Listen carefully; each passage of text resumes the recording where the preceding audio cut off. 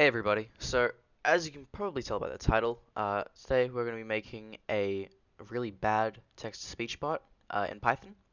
So, I've actually wanted to do this for a while. I've had this idea for a little bit. So, what I want to do is I want to get a list of English words and their translations to some phonetic alphabet. And then I want to record myself making all the noises of that phonetic alphabet. And then just play the relevant ones from a given input.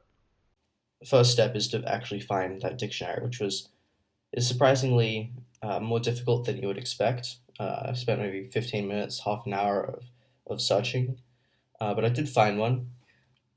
It's made by the Carnegie Mellon University. I don't know if that's how it's pronounced, but that's how I'm going to pronounce it. The CMU Pronouncing Dictionary, so it's called. Um, and they actually provide an actual dictionary of them, and it uses 39 phonemes. And it does have what's known as lexical stress, which is some phonemes will actually have a number next to them. So you can see, um, for example, this one is like Aronson has this one has a number associated with it, and that's the stress level that you're supposed to put on it. From what I've seen, that doesn't really matter all that much. So we're just gonna ignore that. But other than that, this is a pretty good dictionary. All right, so once we've got that downloaded, and I will provide a link in the description, by the way. Once we've got that downloaded, we'll just open it up in a text editor. These first few aren't really relevant for our use. And these triple semicolons here are what seems like comments. So we'll just get rid of them. We'll only keep the stuff that's actually relevant. There's also some stuff at the bottom, the braces, so we can just get rid of that. We'll save that. Oh, ignore my unregistered Sublime text. um, and you can see the cool thing about this is that it has two spaces that separate the English word from the phonetic translation. Like even if we go down to here, let's just choose academia. We've got two spaces, and then between these words it's all one space, right? Which makes it really easy to separate them. So the first thing we're going to want to do is we're going to want to define just an empty dictionary, and we're going to call it dict. And then we want to define a function that is we're going to call it pass dict, and we're gonna pass in a file name. So then in this we're going to use you can use a with statement. Use with open file as dict file. So this will define uh, a file object as dict file, and then it's going to handle all the closing for us. With that's the with statement. We'll do that. It's a really useful statement in Python. If you're not using it already, then I definitely recommend it. So the other thing we're going to need to do is specify an encoding, because otherwise Python won't be able to actually interpret the text document properly. So we're gonna say encoding equals, and then we're gonna use ISO 8859 1. Honestly, I'm not too well versed in encoding specifications and all that. The default one it uses is UTF-8, and that's not good enough for what we're trying to do. So we just have to use that, and that works. Okay, so with that done, we can just loop over every line in the file, uh, and then just write to the dict depending on what we want. So what we're actually going to do is we're going to have each element of the dictionary is going to have, like, a key will be in string form, um, and then the phonetics will be in an array of strings. So that's what we're going to do. We're going to say base is going to be equal to line.split on the double spaces, which is what I was talking about before. So that's going to split it into this and this. So in fact, we can actually just say that English is equal to base 0. So the first element of base, which as I said will be this. And then we can actually just say that phonetic is going to be equal to base 1 dot split. And we actually don't need to pass anything to split because by default it will split on a space. But we don't need to pass that because that'll be the default. And this will return just an array of all of our split on spaces. So it'll contain an array that contains this and this all the way up to here. And we can leave the numbers in for now. I know we said that we're going to ignore them, but we can ignore them later. Alright, and then we can just say that dict English is going to be equal to phonetic. So that will define an index of English inside of dict and set the value to phonetic. And that's actually the whole of parse dict done.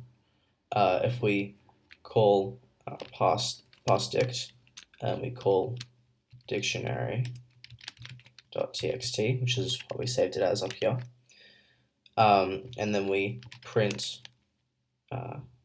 dict, then we can actually see that it's the whole. It'll take its time and then spit out a bunch of text, but the important thing is that it looks right. The key is a string, and then the value is an array of the appropriate phonetics. Alright, so the next function that we're going to want to write will take a given input, given string input, that's the sentence that we're going to be saying, and then it's going to give us the relevant phonetics just in order. So we're going to define this as get phonetics. We're going to pass a string input, just call it text. So first thing we're going to want to do is we're going to want to define an array called phonetics, and this is actually what we're going to be returning, so we can actually shove return phonetics at the end here, and then everything we're going to do is going to be between these two lines. We're going to define another array, but we're going to call it words, and it's going to be equal to text.split. Again, we don't need to pass anything because it'll just split on the spaces. And then we're going to want a for loop. We're going to loop over all these words, but we're going to be doing stuff to the words. So we're going to call it raw word in words. And then we're going to set, we're going to define another string, call it word, is going to be equal to raw word dot upper. Dot upper basically just takes a string and, acts on a string, and it returns an uppercase version. This is important because one, it allows us to have all of the letters in the same case, but more importantly, all of these words here, and thus all of the words in our dictionary, are capitalized. They're in all caps. So that's why we want to uppercase them, called dot upper. But this word might still, there's still stuff we have to do to it. If we passed, for example, hello world with a comma, then we would be, our dot upper, our word would now be equal to hello, but it would have a comma at the end because we only split on the spaces, and there is no hello comma. That's not a thing, and so we're just going to get nothing. We're going to get an array index exceptional, whatever the equivalent is for dictionaries. So we need to detect if there's a punctuation at the end, and if there is, then we're going to need to figure out what to do with it. So what we're going to do is we're actually going to define a new array up here, and it's going to be a constant array, punctuation, although it's not technically an array, I guess it's a string, But in Python, you can do basically the same things to arrays as you can with strings, as in most languages. So with this, we're going to just have the punctuation that could come at the end of a word. So exclamation, comma, dot, semicolon, colon, question mark. So then we're going to go back down here. We're going to define actually a new array. We're going to call it word underscore phonetic. And this is just going to be empty. But this will eventually hold the phonetic characters, I guess. They're not really characters, but, that are relevant to this word. But before we do that, we're going to put an if statement, and we're going to have if word -1. So that's if the last letter of word is in punctuation, then we're actually going to append it to word phonetic, and that is because our function that is going to actually say our phonetics will need to know that, because it will put a delay at when there's a punctuation. Like if you put a comma there, then you would expect to delay between saying the two words the comma's between.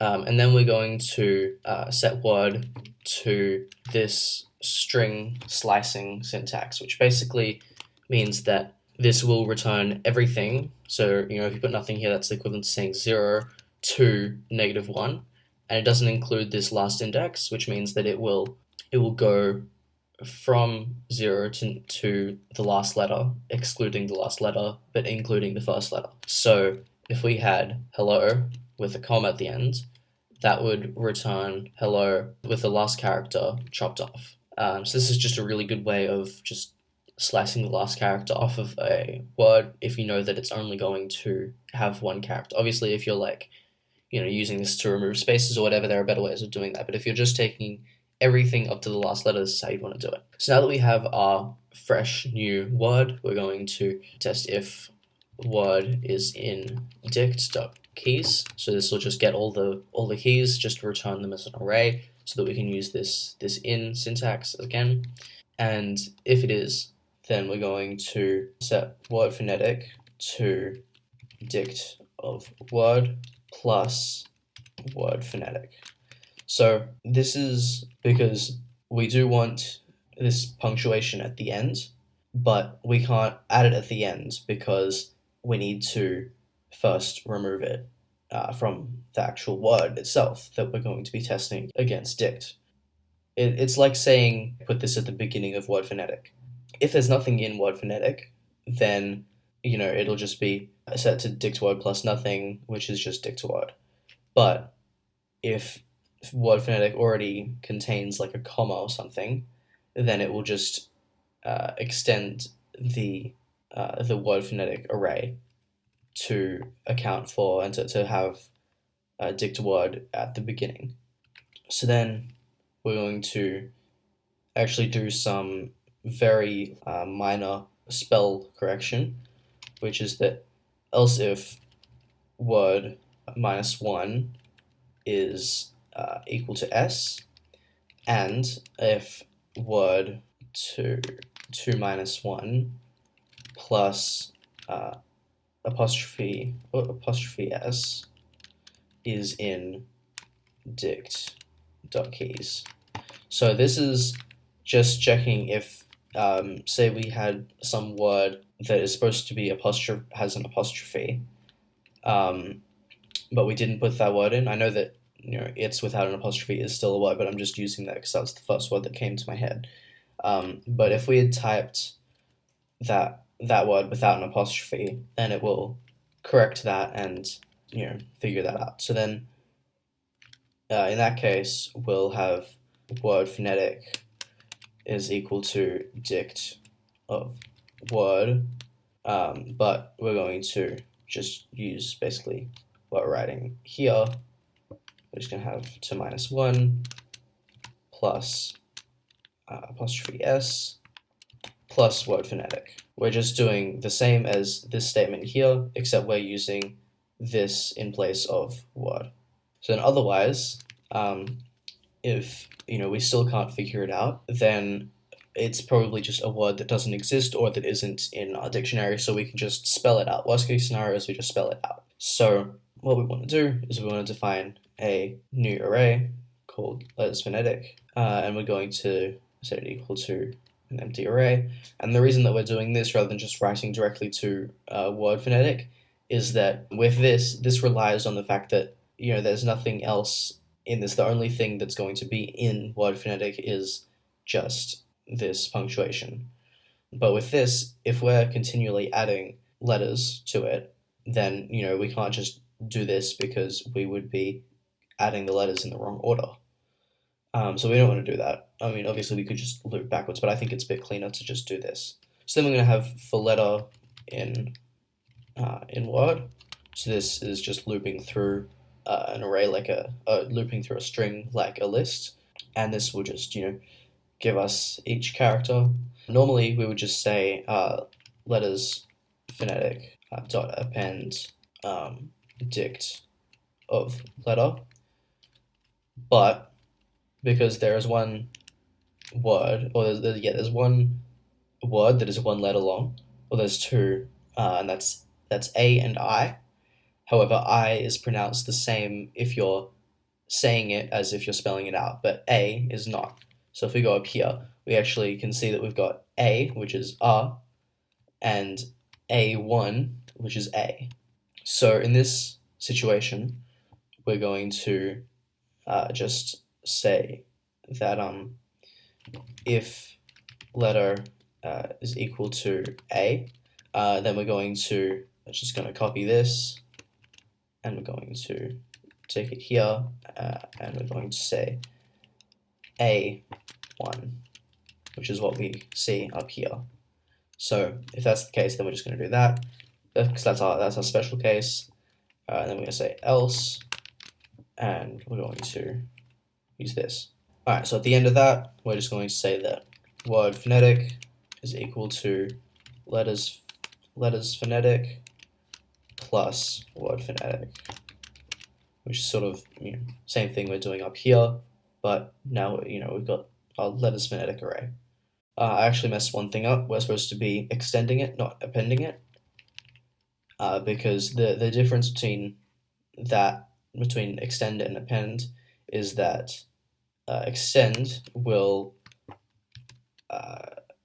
it sort of does what plus does. So I'll give you an example. So if we have like an array of A, B, C, and we call extend on it, then we will extend it with D, E, and F. Then that will give us an example. Well, that will give us A, B, C, D, E, and F.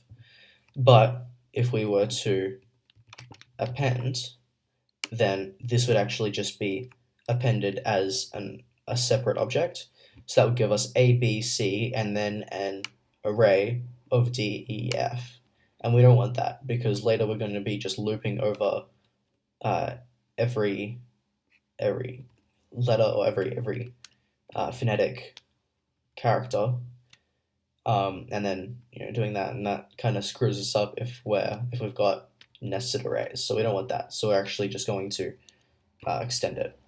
Alright, so at the end of this, we're going to phonetics, which is the array that we defined above and that we're returning, and we're going to extend that with word phonetic for the same reason. We don't want each word to be stored as an array.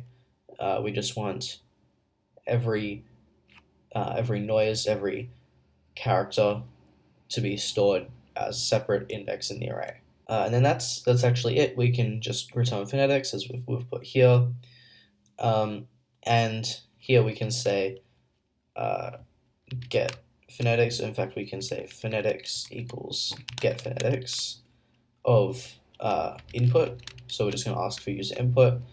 Could use the command line arguments, but we could also just ask for input, and then we're going to print phonetics. So, should probably get on that.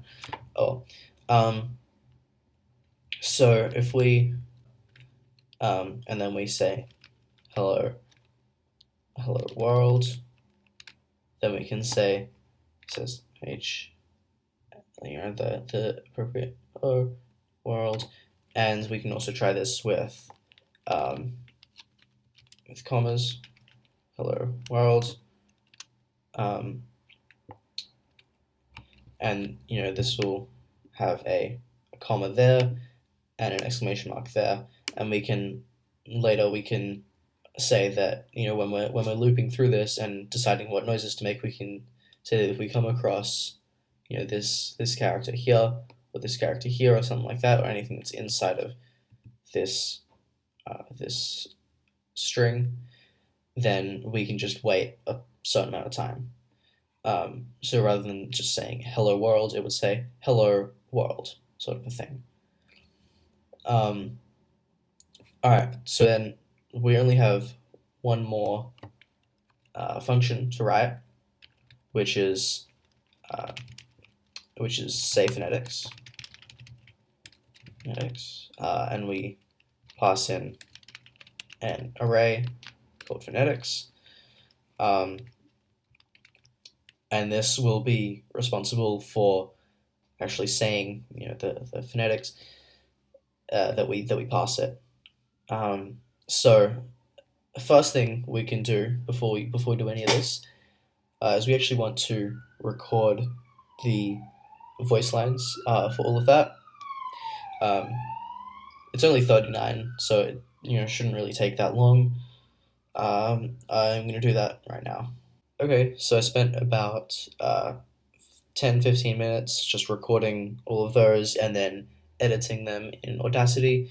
It wasn't really that painful because there's an option in Audacity to just export the selected audio. So I just selected the amount from the audio clip that I took, and then just exported it as whatever the appropriate file name is. So yeah, with that all done, we can get back to the actual bot. Alright, so I've saved all of them in .wav format inside of a folder called audio inside of the project directory that I've got. And just with the thing, you can see I've got the uncut one. I saved it in the same thing, M4A. Not really relevant that it's there. I just sort of left it there because I can't really bother deleting it. But the important bit is that these are all labeled with their correct names. So this AA is the sound of me making the AA sound, which I believe is the sound of like ah. Okay, so this function now is actually going to be pretty easy. We can just loop through each phoneme in phonetics, and we can just say if the phoneme is in punctuation. So if we had the situation like before where we had a comma or an exclamation mark, then we can just time.sleep and we'll just say 0.5 seconds. We will need to import time for this so that we can actually have access to the time object so we can call sleep. And then once we're done there, we can say else. We can assume that it's a phoneme that's actually a phoneme, and then we're actually going to need another import, which is play sound, and in fact we're going to go from play sound import play sound.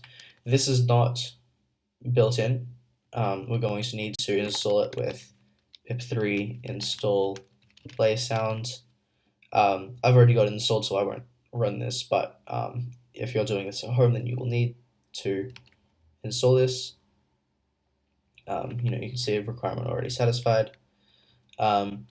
So you'll need to install that. So then we can just call play sound, and play sound just takes one argument, which is the file to play, and we'll say audio slash this dot wav, and the curly braces will use dot format syntax. So dot format will, you can, if you've got multiple of these curly braces, then you can specify different variables to put in different places, and you can also label them. So if I had multiple of these, then I could label it with 0, 1, 2, etc. And if I wanted to use the same one twice, then I could use that same index twice, and then that will use whatever index is passed, whichever, in whatever order you pass them to format. We don't really need it. It's maybe a little bit overkill, but I like dot format syntax because it's clean and it's nice and it's quite Pythonic. So we're going to just pass into format. We're going to pass the phoneme. So this, for example, will have audio slash aa.wav, which would be here, audio slash aa.wav. So I actually made a slight error here. We're actually going to want to do this, and we're going to want to call elif, and we're going to say elif phoneme -1 is in 0, 1, or 2, which are the different stress levels I was talking about earlier. Then we're going to want to phoneme. We're going to set phoneme to phoneme to -1, which is what we were doing earlier with our word to -1. And up here we're going to want to call continue, which basically continue will just, if you're inside a for loop or whatever, then it will skip all of anything that would normally run, and it'll just go straight back up to here for the next one. Once we're done sleeping, because we don't want to play sounds of a comma.wav. We don't want to do that. We just want to continue straight through. So now that we've got that, we would take off the stress because we don't really care about that for now. We can call say phonetics of phonetics, which is what we got from get phonetics. And now we're ready to give it a shot, I guess. All right, so we're going to Py3, and by the way, I have Py3 aliased to Python 3. I just can't really bother typing Python 3 every time. So we're going to say hello world.